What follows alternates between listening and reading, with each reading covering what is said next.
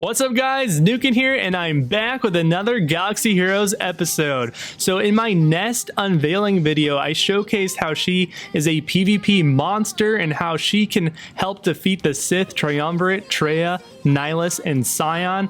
And in that video, I coined her the Wampa Scoundrel. So I was super curious ever since then to see if she could either work with Wampa or replace him in the tank raid on the Wampanator team. So if you're interested to see Nest's potential in the tank raid, or if you want to know how to mod her, advanced modding techniques for Nest, then this is the video for you. So we're going to take a look at an arena battle real fast, and we're up against a very quick Darth Qi'Ra Sith Triumvirate team. Both Qi'Ra and Nihilus ended up going first. I think Qi'Ra's at around 274 speed or something crazy like that. And this is not showcasing Nest in arena. Definitely not the best clip for that if that were the case, because she ended up getting isolated at the get-go. But this is one of many usages of Nest. You can actually use Nest under Zeta Fin and Jedi Training Ray in arena to help counter some of the Sith Triumvirate teams. Now the way that you mod Nest is going to definitely be arena focused. She was designed to be a PvP monster by nature, and so there's actually two specific arena situations that you're going to mod her differently. So the first situation is what we're kind of looking at right now.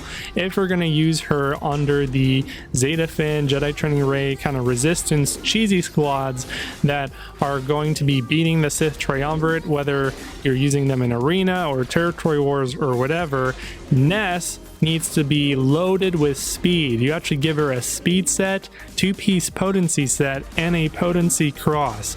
Yes, she's not a damage dealer in this situation. You're using her for control and utility to land exposes and daze. Yes, again, this is not the best example, but this is not the arena video that I guess you were looking for. Now, to move on to modding her as the attacker damage dealer that she was designed to be, we're going to cover that in just a second, and then we'll get into some tank raid footage. I just want to quickly interject that I'm extremely disappointed that this is at all even possible. Zeta Fin strikes again. Curse you, Finn.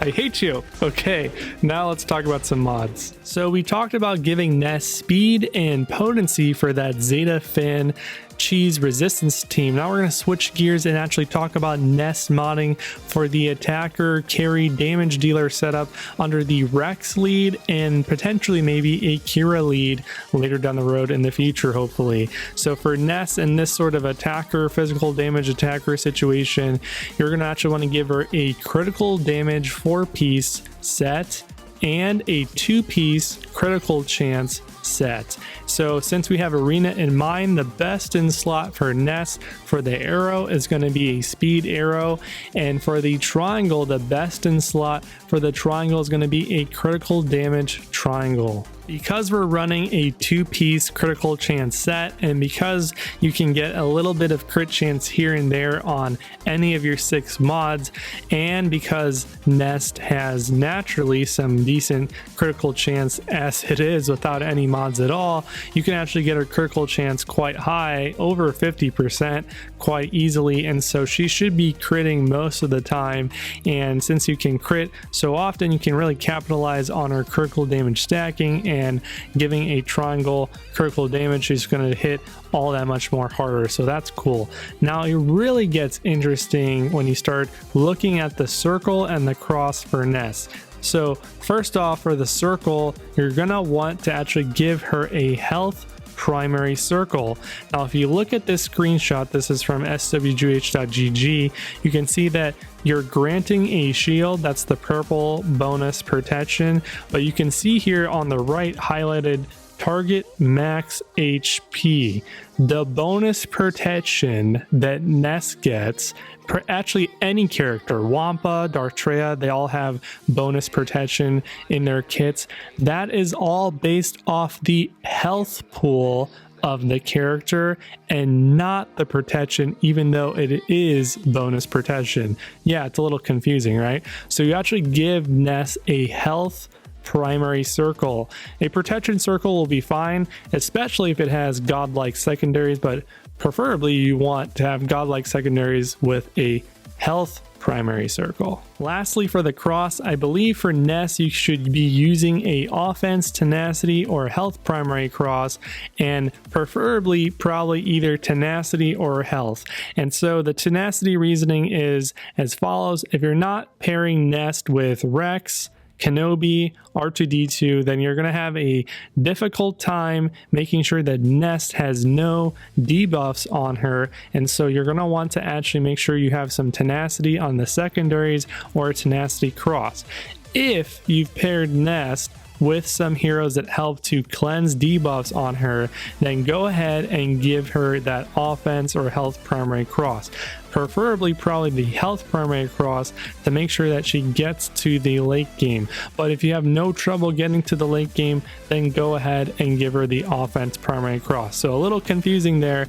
You kind of just have to gauge the situation that you personally are in. What team is she on, and how difficult is it to getting to that late game point where she just turns into hitting like a truck. So now that we finished talking about modding Ness, let's see how she performs in the tank raid. So let's see her AoE attack. Over 60,000 damage coming from her Area of Effect second special on the tank. Let's see how she kind of compares to Wampa, and Wampa has an AoE as well. So let's see Wampa's AoE. 120k damage, so basically double Ness on the AoE damage. Let's see Ness basic. 83k damage from her basic, that's pretty good on a toppled tank. And also let's see Ness's first special, which is a single target damage dealing attack as well. 120k, so basically you're doing Wampa's AoE damage on her first special, and then Wampa's doing a whopping 220k on his basic. So Wampa is definitely the hardest hitter here by a whole lot. So now it's time for the bird's nest damage report. And so I just want to say real quick that I tried all the combinations, so I'm here to save you some time.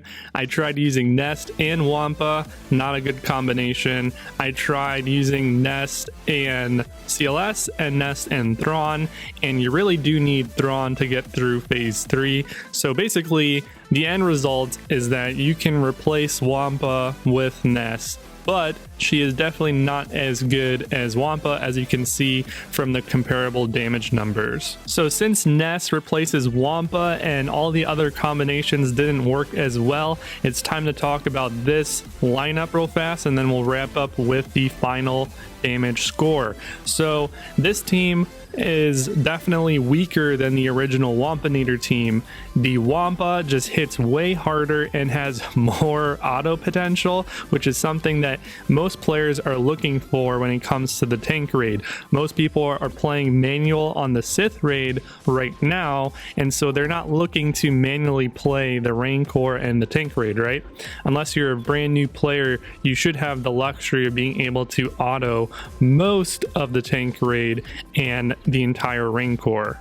So where you can put in this team is going to be at the end of phase 2. I personally started with about a quarter remaining, so 25%, and I was able to easily clear that quarter. So there's a higher ceiling than that. You can probably get it closer to around 35 to 50% to hit that ceiling. So it's pretty easy to get through P2. It plays very similar to the Wampanator team, only instead of Wampa, you're using Ness. Now you can use Ness because of her ability to get increased damage, critical damage stacking whenever the debuffs are expiring. So every time Darth Vader uses his culling blade, he's expiring all those dots and what other random debuffs are on the tank as well, and then that powers up Ness. So now we're going to fast forward to phase 3, and it's this phase in particular that forced me to choose this lineup. I was unable to get through phase 3 without using CLS and BB-8 and Thrawn. Now if you take out one of those characters, you can come close. You can get to about 25% of phase 3, but you can't get through the phase. There's just not enough raw damage output. Maybe when the new Gear 12 comes out, those 2 extra pieces, there might be enough raw damage if you put all the pieces on the characters and you can get through this phase without CLS or Thrawn. But right now in the current state, you need both of them to get through this phase, which is unfortunate. And ever since the Sith Marauder came out, I've been looking for basically another mini Wampa, and Sith Marauder is kind of like a mini Wampa, and so is Ness, but they're just not, I guess they're too many. I don't know. Basically, Wampa is superior in every way, so it's unfortunate, but that is the case.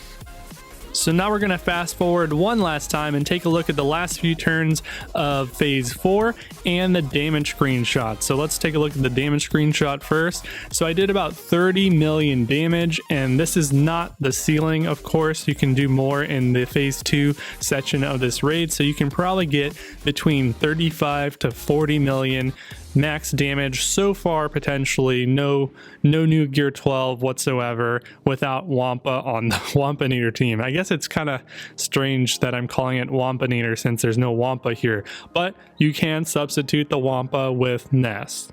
Taking a look at Ness damage now, she did about 7 million damage, and that's about half of Darth Vader's overall damage.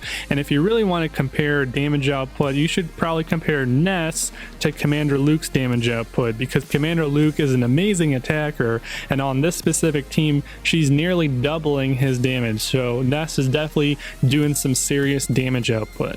And now back to the tank raid. So overall, I really enjoyed playing Ness. She's definitely a fun character to use. She's more of an arena character, but I was happy to see that she had some raid potential here. I think this is the line where it basically ends. I don't think she's going to be doing anything very remarkable anywhere else, but I could be wrong. Let me know in the comments below if I am. And I hope this video was helpful. I hope the modding recommendations help you out quite a bit. And if they do, make sure to smash this like button if they were helpful and if you enjoyed this video, and I'll see you all in my next video. Cheers.